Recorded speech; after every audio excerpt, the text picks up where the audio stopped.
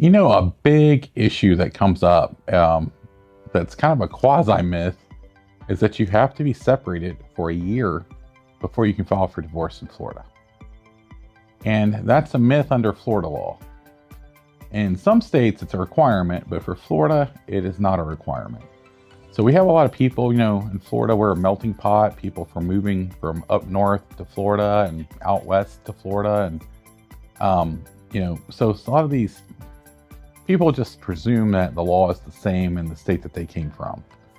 There are states that do require separation periods, separation agreements. They're very rigid in how they apply those.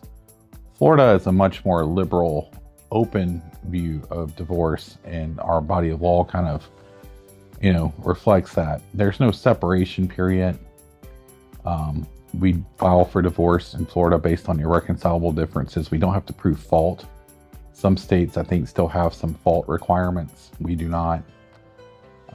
The closest thing we have to a waiting period is not really a waiting period before you file, but there is a waiting period before the judgment can go in.